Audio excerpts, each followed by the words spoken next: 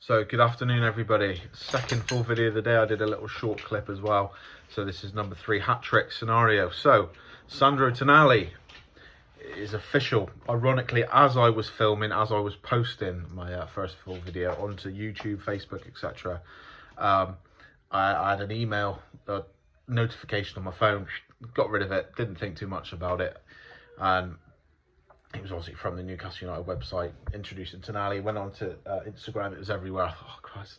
I've just said that he should be announced today, or it may be, hopefully, but at the latest by Wednesday. And as I'm saying, so it's happened. But regardless, he is here. He is a Newcastle United player. Shirt number, don't know yet. As I've said on the previous videos about Tonali, it's not really important, but it is important to me in terms of, I think, a number 8 should be a midfielder. No offence, Gordon, but a winger is not really a number 8, is it? Anyway, so 23-year-old player. Brief background, started his career, I think at Brescia. Went to AC Milan as a young lad. He's played really well for AC Milan. He's got 130 odd appearances. Played every Champions League game for them last season. Not a prolific goal scorer or assister, but we'll get back to that. I think he's been player of the tournament at under 18s level for Italy. Obviously won the Serie A title for AC Milan, not last season, the season before. So we've got a title winner, an actual winner in our midst. We've not got many of those in the squad. And I'm looking at the top 4 leagues. So we're looking at Premier League, Serie A, La Liga, and the Bundesliga. Just thinking off the top of my head. Wilson, no. Isak, no. Bruno, no. Joe Linton, obviously not, no. It's only Kieran Trippier off the top of my head. Botman may have won. I'm not 100% sure. They may have won League with Lille, but I'm not counting that. Although you'd probably say that is one of the hardest leagues to win, because if you don't play for PSG, because obviously they win it all the time. But regardless, we've got another proper winner. Someone who's got a league title in their back pocket in the not too distant past. Fantastic. 23-year-old guy approaching his prime. Players seem to have their primes a bit later in their career nowadays, whether they hit the prime later or they maintain it for longer. Obviously Messi and Ronaldo are somewhat what's the word, anomalies, because they are such unbelievable generational talent athletes. But players do tend to go on for longer. You know, the days of the prime being between 26 and 29 are gone. I think you could argue it's between 25, 26, all the way up to mid-30s, 33, depending on positions. I'm looking at Benzema, Lewandowski are the ones that pop into my head straight away. But 23-year-old on a 5-year contract till 2028. I'm hearing £55 million, which is bang on the money, what I said it was going to be. Great scalp, fantastic player. He was the key benefits to this from a transfer point of view is obviously the player, but I didn't need to go into that. Is he was the number 1 target. The transfer window has not been open that long, so we've got our man, and we've got him early, which we've not always been able to do in the last 3-4 transfer windows, whatever it's been since the takeover. You know, Bruno, we got him. That was somewhat of a... Sorry, buddy, not you. I got my little dog here called Bruno.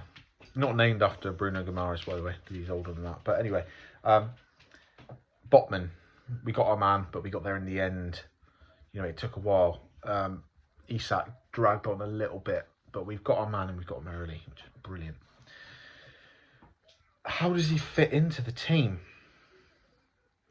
Now, all the talk has been about him playing as a defensive midfield player to push Bruno up the pitch. I said in my first video, which I did for him, which was not last week, the week before, I kept saying high energy, high work rate, high output. And the key word, the buzzword for me, for Sandro Tonali, is dynamic or dynamism. He's a dynamic box-to-box player. He's not the Pirlo that people are making him out to be. I think it's because he's a good Italian player. He's got the long hair. He's a good-looking guy.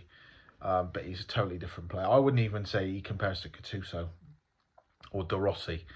He's box-to-box, dynamic, mobile. There's not many when you think about the ping, the crossfield diagonal, Beckham's the exception, but he wasn't a CDM. But you think of the guys who are the ones the best at doing that, and two that pop up straight away in my head is Xabi Alonso, particularly when he was at Real Madrid, and Pirlo. Now Xabi could be for Liverpool, but when he was in his pomp at Madrid and Bayern Munich, same with Pirlo at AC Milan and Juventus, not the most mobile players. They patrol up and down, side to side, but weren't busting the gut getting forward, weren't driving forward. It was more they take the ball in space and deliver pinpoint accuracy in terms of passing, and not taking anything away from their play, because Andrea Pirlo gets a lot of credit from his pings, his passing range, but you look on his highlights on YouTube and videos, stuff like that, he's got, it's particularly in Serie A, a hell of a lot of time on the ball.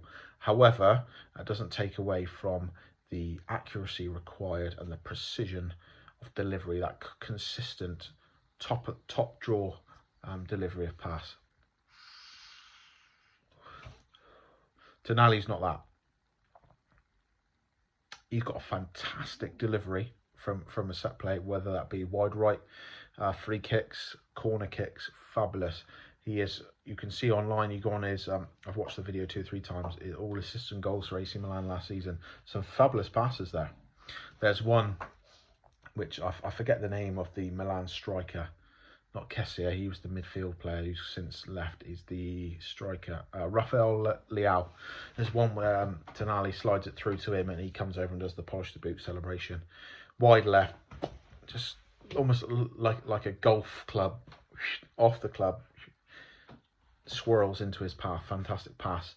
But he's not the kind of man who's going to get the ball in the middle of the field and spray those long balls, a la Xabi Alonso, Beckham, Pirlo. That's not going to happen. He's got a fantastic delivery, like I said, from the set plays, and he's a good passer of the ball. However, he's not going to be that guy. You could argue we do not have that guy. Do we need that guy? I don't think. I think someone, say if we took this can sound mad, if we took an Andrea Pirlo and put him into our Newcastle team, I think the team might suffer because of his lack of mobility, and that's not taking anything away from him. That was just the way he played, and it was beautiful, it was artistic. However, we don't have that. The closest thing we've got to that is Fabian Schär, who plays centre-back. Bruno Guimaraes is a fantastic passer of the ball. However, he's not one that pings it diags into the corner flag on the button every time. You know, quite often when he takes a shot from range or goes to pass from range, it does look somewhat laboured. I mean, who am I to criticise one of the best players I've ever seen in a Newcastle shirt? In my time, probably the best. But I can't see Tonali, the more and more I think about it, taking that CDM spot, because Bruno's shown he's got the bite, he's got the flavour, and he's got the skill to sort of go with it as well. I think Tonali, if you look at his dynamism, I think he's going to be a upgrade, and this, I don't like saying this too much, but he should be an upgrade considering the money, but I think he's going to be an upgrade for Sean Longstaff. That style of play, because I think Bruno's got the CDM 6 role, as we say nowadays, nailed down. No one's taking his place. The left-hand side, I think that is up for grabs between Willock and Joelinton. Both of those, you could argue, are more attacking than Tonali. Willock definitely is. Joelinton, although he's employed as a midfield general and destroyer, he can be more attacking. You know, we see him employed on the left-hand side as like a pressing forward, and he scored some good goals and made some chances and just wreaks havoc. That right-hand side could be key for Tonali. I think he's got the energy to go box to box. He's shown that he scores a few goals here and there. He assists where he can. And he's similar to Longstaff in terms of his strengths are his athleticism and his strategic play, his tactical play, his positioning, etc. When you say those attributes, athleticism, physicality, fitness, strategy, positional play, etc., who is the one midfielder at Newcastle that screams at you straight away? Sean Longstaff. So is Tonali an upgrade on Longstaff? I think it's similar play. I think he's a better player, possibly in every aspect. Although you could argue that Sean Longstaff right now, if we were to play a game, he'd be better for Newcastle because he knows the system, obviously. I don't know why I mentioned that, really. It's a stupid point. But I think Tonali, hello Bobs, is a better player all round. in terms of his experience. He's going to be absolutely key in Europe. It might be a case of that Tonali will start on the Tuesday, Wednesday in the Champions League. Sean will play on the Saturday, Sunday in the Premier League. Because obviously Tonali's got that Champions League experience, that European exposure, which not many of these Newcastle players have. Again, I go back to, I think Bruno would have played in the Champions League for Lyon. Obviously Trippier in the Champions League for Atleti, maybe Botman for Lille. Other than that, no, none of the guys have played in the Champions League. Arsenal weren't in the Champions League when Joe Willock was there. There you go. It's gonna be interesting to see where he fits in. I'm open to be proven wrong. Eddie will play him wherever he's best and most effective. Of that, there is no doubt in my mind. However, the more I think about it and I look at his attributes, I'm not going to go into his stats of passing, pass completion and percentages and all that malarkey, because although it's relevant and very important to me, football's all about the eye test and how the player feels in a certain position, how they look and how they affect the game, as opposed to, you know, when people talk about XG, it's, like I said, it's important, it's relevant, but fuck me, it's boring, isn't it?